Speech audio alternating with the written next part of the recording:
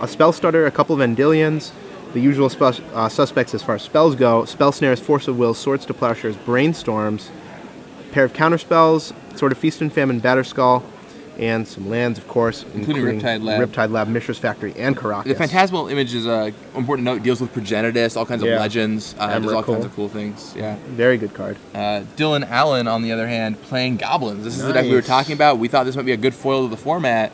It may very well be. Yeah, I mean, Goblins has always classically beaten up on the blue control decks. We'll see if Snapcaster is enough to swing it in Brandon's favor here. It's the newest addition to blue.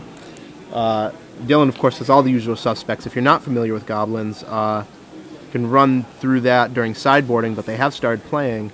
All right, so, and there's the Aether Vial. Yeah. No mental misstep to put a wrench in the Aether Vial plan anymore. So Brandon Nelson plays Force, pitching Jace the Mind Sculptor. Aether Vial, the super powerful card for the Goblins deck. Goblins is like a beatdown deck that kind of attritions you and has a lot of card advantage. Right. Imagine if you play against Zoo, except Zoo could just draw 4 cards with Goblin Ringleader. Exactly. It's kind of what it's like. And it's a lot of good synergy, Goblin Pile Drivers, Goblin War Chief. Certainly the dominant tribal deck, I think, in Legacy, maybe alongside Merfolk, although Merfolk not as much seen anymore. Right. Also, the thing to note about Goblins is that it has 4 Aether Vial and 4 Goblin Lackey. It's key turn 1 plays that let it really cheat on mana, because otherwise it is a little clunky of a deck.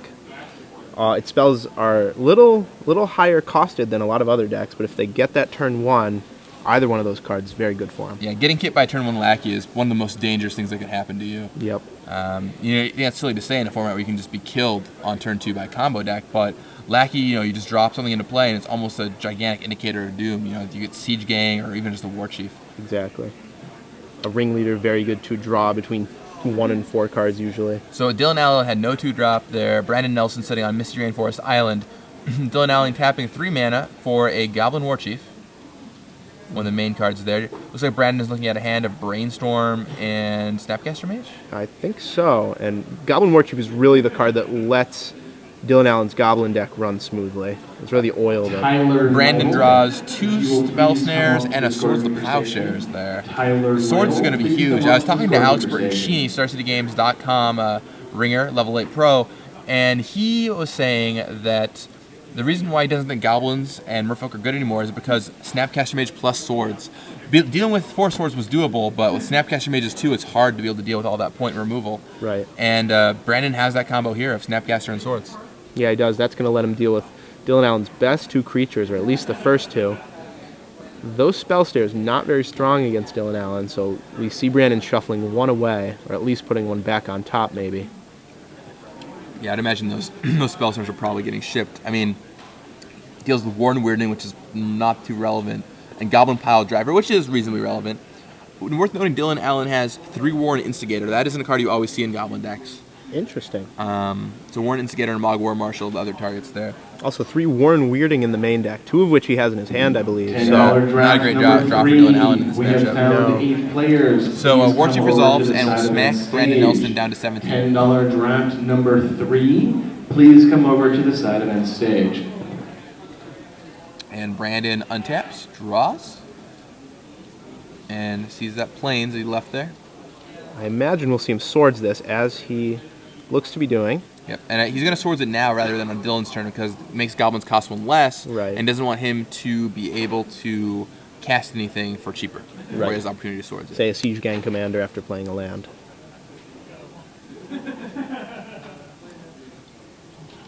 Dylan Allen lays a Wasteland there. Taps 2 of Badlands, and here comes Goblin Pile Driver. Brandon Nelson ready with the Spell Snare that he capped just for that reason. Instantly Spell Snares it. He knows that Goblins does not have many targets. Uses it at the first opportunity. Cracks Misty Rainforest. Brandon Nelson, I believe, only left with a land and a Snapcaster Mage. Expect to see Dylan Allen probably not use that Wasteland. Goblins uses a lot of mana. 4 mana for Goblin Ringleader is very, very much necessary. And he couldn't really use it if he wanted to. Right. Brandon is playing very carefully to not get hurt. Look at all those beautiful unhinged islands and plains. No non-basic lands on the battlefield for Brandon Nelson. The thing I like about Brandon's deck is playing a lot of basics, which is great. 4 island, 1 plains. Right. I think that's something a lot of Legacy deck builders really overlook. Basics are super important. All right, now there's Goblin Ringleader. That card is a must counter for Brandon if he can. because that card could easily draw Dylan 3, 4 goblins, get him right back into the game. Right. Brandon's sort of in a bind right here because he can lose both of his spells, leaving himself with only an island, or he can wait one turn until he has 5 mana to hardcast Force of Will. Well, or he can Snapcaster Brainstorm. Sure. And try and find another blue spell, which is, I think, what he's probably going to do. And that way he can build his hand up a little more. And it looks like you're right. If I was Brandon, that was the play I would make. Yep, Snapcaster Mage comes down, gonna target the Brainstorm, and Brandon will Brainstorm. Draw 1, 2, 3, sees a Jace, a Spell Snare, and a Tundra. Perfect. Can put man, that's actually awesome for Brandon. That is perfect. He can put 2 cards back, Force, and then Jace the next turn. Yep, and both the Warren Weirdings in Dylan Allen's hand don't do anything against a Planeswalker. Do not make him sacrifice Planeswalkers, that's true. Force of Will. Force of Will pitching Spell Snare. Brandon Nelson will drop by 1 life because of the Force of Will. Yep. The side effect of that card. The severe drawback. Yeah. Well, we had to balance it, you understand. Yeah, right. And the Snapcaster Mage 2/1 body, not irrelevant, trades with most goblins in Dylan Allen's deck, too. Not just a Tarmogoyf chumper, a goblin trader. Alright, let's see. And yeah, Brandon's going to untap and play that Jace. And what do you think? Do you think he's going to Brainstorm, or do you think he's going to Fate Seal? I think he's going to play it safe and Fate Seal here, targeting Dylan Allen, because he's really not worried about all that many goblins, just a few specific goblins. Ringleader, Matron, and that's just about it, Siege Gang. But no, he chooses to Brainstorm. He's seeing another Force. Wow. Swords and Brainstorm. Wow, what a good draw there. Now he can force whatever Dylan has. I'm sure Dylan won't be expecting the 3rd Force. Especially with only 2 cards in hand. Yeah, I mean, what are the odds, right? Well, it turns out, never tell me the odds. He's got those sitting right there. Yep. And still a 4th waiting in his deck as well. Alright, ships it back to Dylan Allen. Dylan untaps and draws. Of course, no attack from Brandon Nelson. Wants to protect his Jace. Yeah, I mean, he can just block a hasted creature, and the 2 damage is more or less going to be irrelevant at this point. Exactly. So Dylan Allen mulls over his options. He does have the Warren Weirding to clear the way. We'll see if he actually has a creature. Taps 2, Goblin, or taps 3, Goblin Matron. Do you expect to see Brandon Force here? No. No. Easy after you see him not Force it will. But no, Goblin Matron, not really a threatening goblin. Brandon will counter whatever it is that he gets. Right, and he can't cast it this turn, so sometimes you should counter the tutor, but in this case you're forcing Dylan to waste his next turn casting whatever it is. In this case, it's going to be Goblin Warchief. And now Brandon will likely Brainstorm again and get further ahead on cards, and he has an actual card Brainstorm in his hand too, in case he wants to use that, although I suspect it might be Force of Will fodder. Going to draw 3, sees another Jace, Swords to Plowshares, and is that Batterskull? I believe that's a Spell Stutter Spray. Not that strong against goblins. So that will be Force of Will fodder or Brainstorm fodder here. Can always carry a sword though if we get that far. That's true. Raidens over the skies, over the heads of these goblins.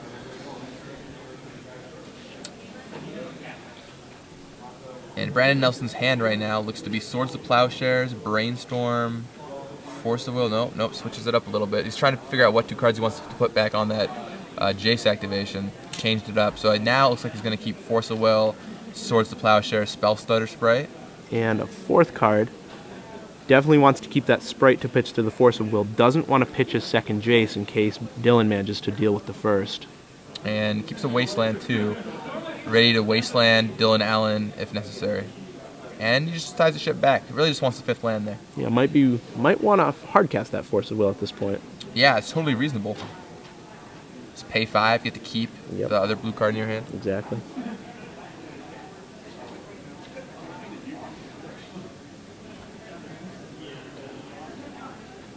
And there is the Warchief. Warchief down. Brandon should counter this, I'm pretty sure. Or he has the swords, maybe he just lets it resolve. Alright, so there's the Warren Weirding, which will clear away the Snapcaster Mage. I think that's just fine. Yep, he is hoping that this lets him kill the Jace. So Brandon is going to spoil that plan. Yeah. The swords will put an end to that. Brandon has a few different lines of play here. He could flash down Spell Stutter to sack to the Warren Weirding, trade his Snapcaster to the Goblin War Chief, but instead, looks like he's just going to Swords the War Chief. Yep, Swords the War Chief, giving Dylan Allen pretty much irrelevant 2 life. And his Jace will likely tick down to 2 from the Matron. Yeah, but not much of a concern. He can trade the Sprite for it, I guess, if he wants to, but I don't think I'd make that play. I'd rather have the card in my hand, a blue card for Forest. Definitely. He has a backup Jace as well. And just an extra card to put on top of my library with Right. Jace, too. But he is thinking it over carefully, considering every line of play.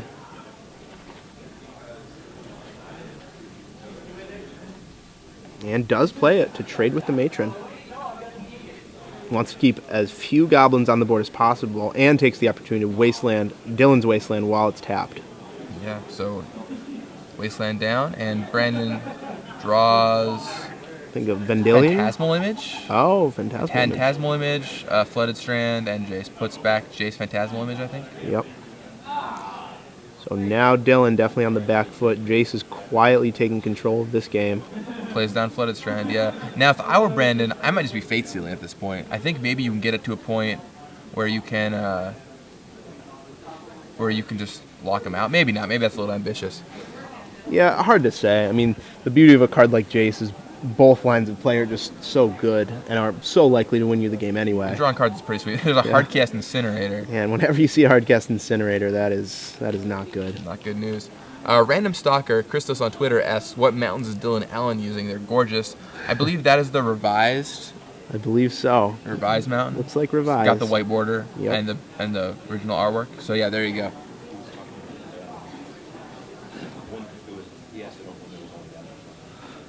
So The other mountains in play are, of course, Badlands. yeah, giving Dylan access to black mana. Swamp Mountain. And Is that a Snapcaster? so he draws, brainstorms again, sees Mishra's Factory, Swords, Tundra. Very good hand for Brandon Nelson. And he just sculpted the game right where he wants it to be. And I imagine you want to keep the factory in your hand, right? So you can play it out this turn? Especially since Dylan doesn't have Wasteland anymore. Yeah, I'm not sure. Brandon might have played that Tundra this turn. Oh, no, there's the factory. The Tundra came down last turn. So factory will be able to block that Gem Palm if need be. Next turn. I mean, if he's wastes a turn, then the factory can pump itself, which is Right. pretty awesome. Wasteland going to foil his plans, though. Yeah, Wasteland going to make the factory dream a little less real. So Brandon's for Jace the Mind Sculptor. He had one right on the turn he needed it. Yep. Definitely the key to this game. And that's why he's playing 4. He just understands this is a card I always want to have. Yeah. I am willing to play 4 copies of it, even though it's blue, because I can pitch it to Force of Will. Or put it back with Brainstorm, too. Exactly. Like, why not just play 4 of the best cards? Seems like reasonable logic to me. Definitely. So Brandon playing 12 of the best 20 blue cards that we determined in his deck. Now, Dylan Allen trying to decide how best to destroy that Jace. Alright, let's see. Attacks with Gem Palm Incinerator, I imagine. Targeting, I think he's probably centered at Jace. I think you have to. I don't think you can reasonably attack Brandon down from 13 life. Brandon is so good with his control decks. That's really what he likes to play. Yeah. He has played Zoo too, but I played against him. I drive to the Boise PTQ sometimes, and he drives to the Boise PTQ sometimes, so I meet him up there. Back when I could play Magic, I guess. Yep. Down comes CGN Commander, and this I'm pretty sure Definitely is, will be Force of Will. Yeah, his will will be forced, and there goes Siege Gang. Brandon only has to worry about one more Siege Gang Commander from Dylan Allen. Yep, and hopefully for him, if he keeps drawing cards, he won't have to worry about it very much at all. Just be able to counter it. Be interesting to see if he Fate Seals now to keep it out of Gem Palm Incinerator range. See, I think that might be dangerous territory to go down. I'd rather just brainstorm. Looks like he's got Vidillion Click in his hand to block if he wants to. Oh, ends up just Fate Sealing. And Sees Goblin Chieftain. Gonna put it on the bottom. yep. Trying Try and make Dylan Allen only draw lands and Aether Vials from here on out. Alex Savarno points out, 4J sounds good in Legacy since you can't play it in Modern or Extended. Yeah, I know Patrick Chapin tweeted a few weeks back when it got banned in Modern. 3 formats down, 2 to go. Yeah, exactly. So Brandon Nelson plays Vidalia Click. Dylan Allen shows his hand of just Warren Weirding. So nothing too exciting happening there. Dylan might Warren Weirding away the Vidalian Click, and then the Wasteland away the Mishra's Factory, but then Brandon has the opportunity to just swords the Incinerator if he wants to. Right. Oh, no, Brandon does make him ship. Make sure that he draws off the click. I don't think he drew off the click. Yeah, I don't think so either. Yeah, okay, he's fixing it now. All there right. we go. So now he has 2 cards. Vidalian Click is not a May. Your opponent has to draw the card, of course. Yeah, that'd be pretty gross. It was like, oh, you forgot to draw your card. Otherwise, so many players would forget. I see that happen all the time. Sucks, man. Or the other one is people just always put it in their graveyard. Right. Man, shucks. Now Dylan only with a Gem Palm Incinerator against Vidalian Click and Jace. I'm going to serve it Jace. Brandon will block. It tries to activate Mishra's Factory, gets Wastelanded. Yep. Now he's going to block with Vidalian Click. Oh, no. Oh, no, just lets Jace take 1. All right. Or take 2, rather. Looks like Brandon will be content to just Fate Seal. Basically trade hits with that Gem Palm Incinerator, but he'll be able to attack with Vidalian Click. Interesting. So now Brandon brainstorms. It's like he's changing his line of play. I'm not sure if I like that. Because last turn he wanted to Fate Seal. Right. This turn he chose to brainstorm. Yeah, I'm not so sure what his logic is here. Jace is such a difficult card to play. All right. So Brandon getting in for 3 now. I think he drew Stoneforge Mystic there, which might be able to put this game away in shorter order. Yeah, that's going to make the rest of this academic, as long as he gets Batterskull here. Plays Stoneforge and Batterskull into Brandon's hand. Yep. And this should lock the game up in just a couple turns, assuming nothing horrendous happens to Brandon Nelson. Right. He has the swords as well, so something ridiculous would have to happen in this game. All right, let's see what happens then. See if something ridiculous it happens indeed. All right, so Dylan plays another Revised Mountain. And gripping just 2 cards. Yep. Not sure what 2 those could be. A little low on options. But he'll attack Jace.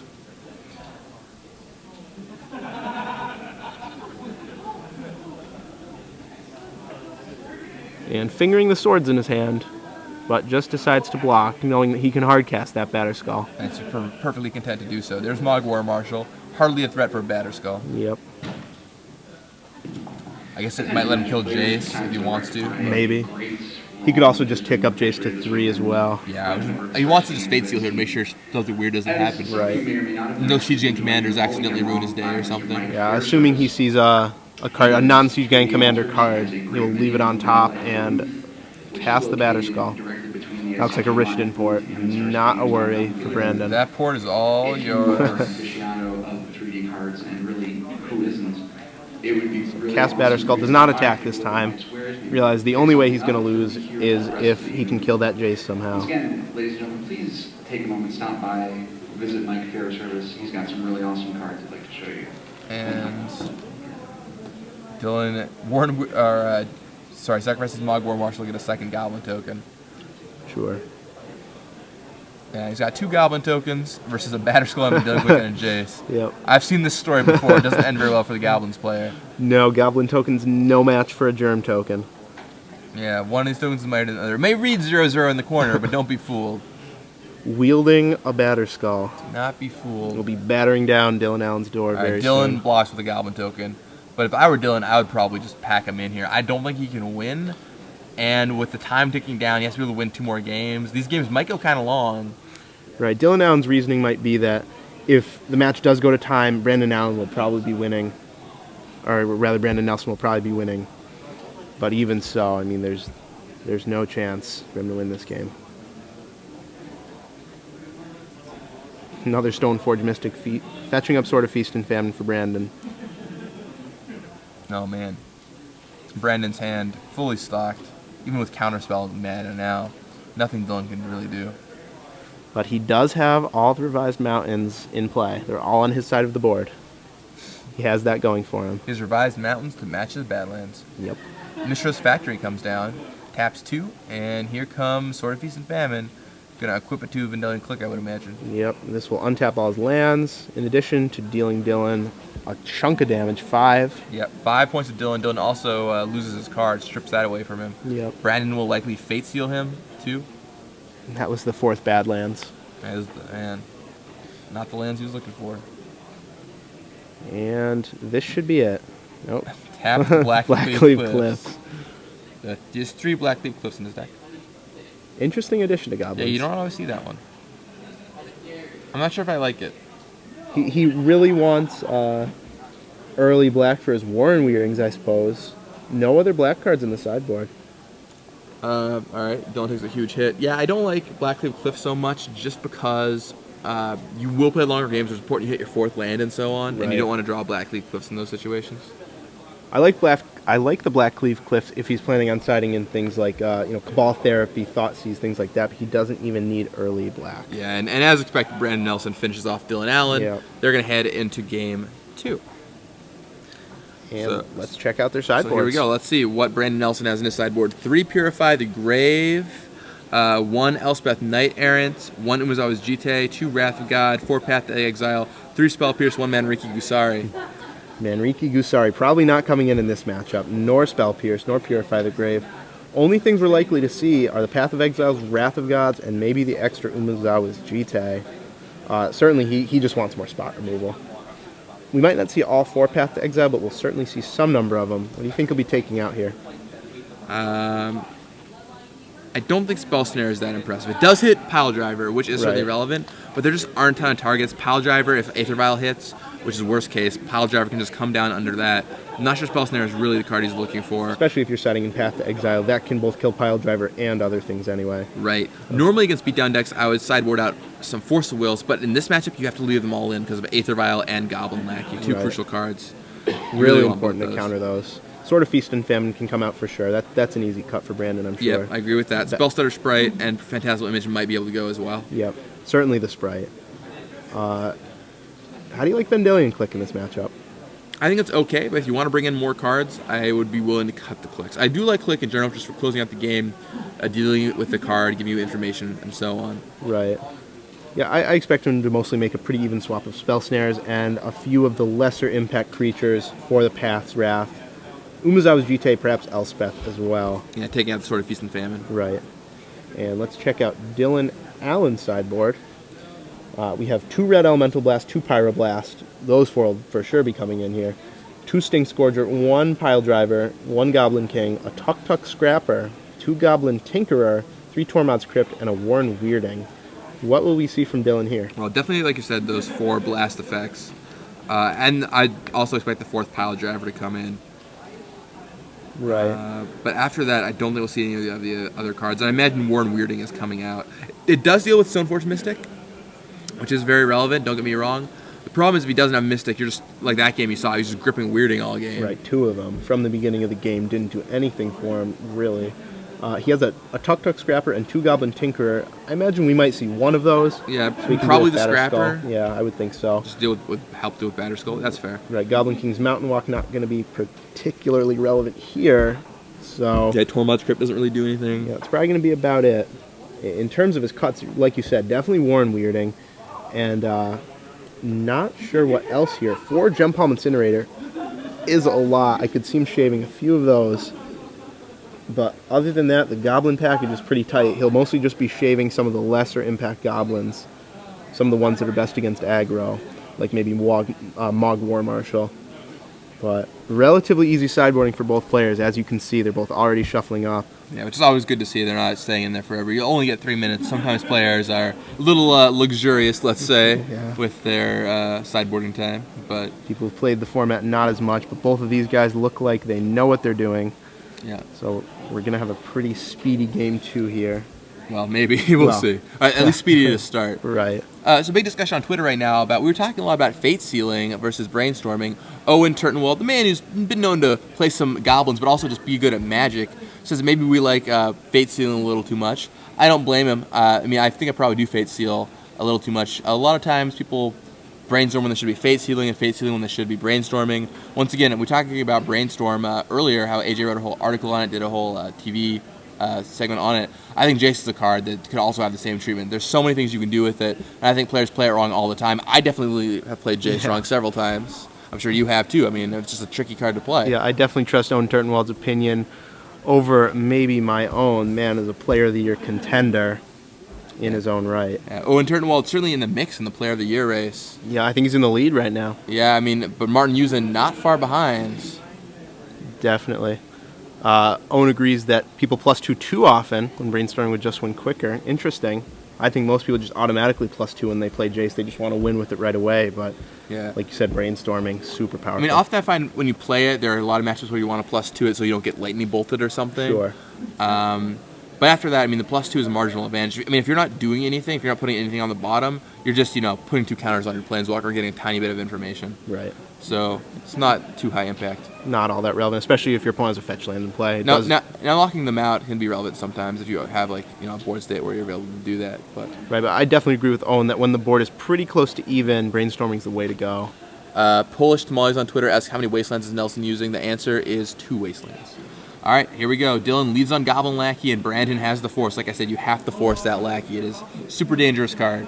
Definitely. And he will be shipping the turn back to Brandon, who has who has two swords and a brainstorm. No white mana, though. That hand looks nice, though. I mean, as soon as he finds a Plains or a White Source Tundra, to do some work. Oh, another Lackey. Definitely. If I'm Brandon Nelson, I just wait and brainstorm on my turn, hoping to find a fetch land. I would not do it at end step. A lot of players would be tempted to do it at end step, but I would rather want to dig 1 card deeper because you just have to find that Lackey. And look how diligent Brandon Nelson is here, waiting until his next turn so we can see 1 more card. For sure, the right play. Another line of play for him is just to play the Mistress Factory, but the Wasteland makes that not too good. I think I would just brainstorm here, hoping to find a White Source. How many does he have? He has a Plains, 4 Flooded Strand, 2 Scalding Tarn, 2 Polluted Delta, Mystery Reinforcement, 4 Tundra, so 4, 5. And 1 Caracas, 6, 7, 8, 9, 13, 14, 15. Oh, so he doesn't pull the trigger on the brainstorm. Whoa. Is he just going to get hit by that Lackey? Or no, he's got Snapcaster Mage in his hand, I think. Okay, so he's going to go for Snapcaster to block and hope Dylan Allen doesn't have an Incinerator. Oh, it's likely Dylan's poured out some of his Incinerators, too, I would imagine. All right, so there's Snapcaster Mage. Does Dylan have the Incinerator? He does not. Brandon playing a little more conservatively here. He really wants to find the White Source. He wants to wait till he has a fetch land for that brainstorm. Yeah, which I think is strong play. I would probably have the fear on being incinerated out, but yeah, I don't think I would have had the patience to wait on that brainstorm. I definitely would have played it. Right or not, I'm not sure. Just tempting because you can also Snapcaster Mage that brainstorm later on, where this way you got no value out of his Mage. Exactly. But you only have 3 draws to find a White Source. Maybe it's not right. So Dylan Allen tutors up at Badlands. Likely we're going to see a 3-drop Goblin here. Maybe Goblin Matron.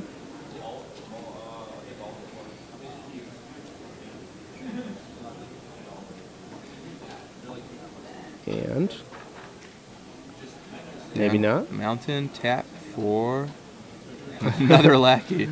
Plenty of Lackey going around. Now Brandon's going to try and dig for that White Source, see if he finds it. Well, what's that he drew? It's another Snapcaster Mage. That is a very good draw. Now I think he can brainstorm safely, though. I mean, he can still play a land afterward and block with Snapcaster Mage if he doesn't find a White Source. Right, I mean, Goblin Lackey at this point, connecting on turn 4 isn't the end of the world. Dylan Allen looks like he's pretty low on cards. He has 2 or 3 left. But I'd imagine the cards he has left are probably higher cost Goblins, which makes it dangerous. Yeah, so there we go. There's a brainstorm from Brandon Nelson. 1, 2, 3, see Sword, Stoneforge, and another white card. Wow. Uh-oh. Bad news for Brandon Nelson. Not good. No shuffle effects to be found. Yeah, Path. He's going to have tons of removal, but he has to find a White Source, which he's not able to do at this present moment. Right. Mistress Factory is going to get wasted for sure if he goes to block with it. But he has the Snapcaster, so next turn he'll be able to. He just does that right won't now. Be able to do that. I mean, Brandon now has a question if he wants to wait on Snapcaster, but yeah, I don't think you do. He just plays it down. Right. Just needs to buy as much time as he can. Yeah, does not want to get crushed by that Lackey. So now Dylan has the option of trading Lackey for Snapcaster. We'll see if he takes it here.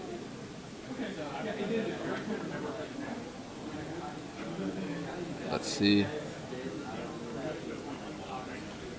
And with a Rished import, he's going to have even more control over this game. Oh, yeah, Brandon has no more lands forthcoming for several turns. Is that another lackey? No way.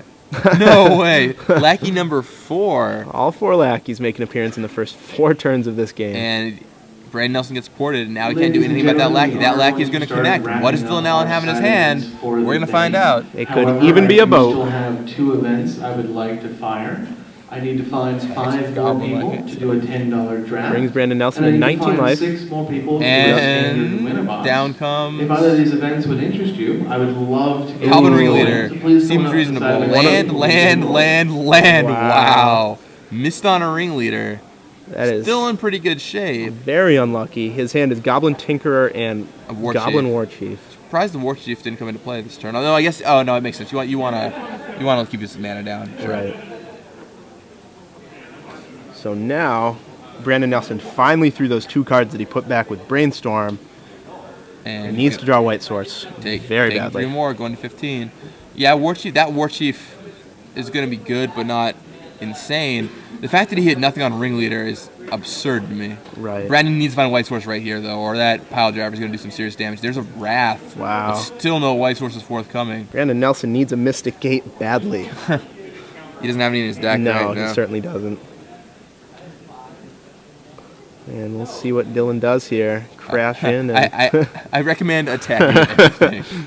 1, 2, 3, 4, 5, 6, 7, 8, 9, 10, 11, 12. Brandon will drop to 3 on this attack. So officially... Or wow. I think that's lethal, actually. Yeah, yep, Brandon scoops him up. Brandon knows. Not very fortunate for Brandon. No White Sources at all. So Brandon's shaking his head. The good news is he'll be on the play for Game 3. Hopefully he'll be able to draw one of his many White Sources. Yeah, I feel like Brandon was really favored there. He got pretty unlucky to not see a White Source. We counted 14, was that correct? I think it was 14, yeah. Yeah, 1, 2, 6, 8, 10, 15 even. Wow. 15 White Sources. Didn't see one in so many draws. Brandon definitely built a really good mana base here. Yeah, I really love his mana base. The 4 Island 1 Plains is excellent. I don't think players have enough basics in Legacy, and he's built his mana base so we can't just get wastelanded like most other players can. Right, 2 Wasteland in Brandon's deck. Interesting number. He realized that that's not really a crucial aspect of his deck. Has to have access to them, but doesn't need more than 2. Yeah, players not going back to their sideboard, so it looks like we will see the same configuration. Brandon overloading Unremovable Path to Exile's Wrath of Gods, Swords to Plowshares. And there are 15 minutes left in the round for those who are curious, so likely the game will finish, but if we have another marathon like Game 1, may end up in a draw. Yep. Brandon's going to have to play pretty speedy with his Jaces. Might have to Fate Seal when he would prefer to Brainstorm if time's an issue. Well, I don't think that'll be too big of a thing. I think you just brainstorm, and then you maybe don't think as long about what you're going to put back. Sure. Yeah, it's a really great discussion happening on Twitter right now. Once again, one of the many uses of Twitter, just about Fate Sealing, brainstorming. Owen Turnwald basically feels like people Fate Seal way too much. Brainstorming is where it's at, because often if you win by Fate Sealing, you could probably just bury them in card advantage and win through brainstorming instead. Right. Owen says that Brandon played that game really well. I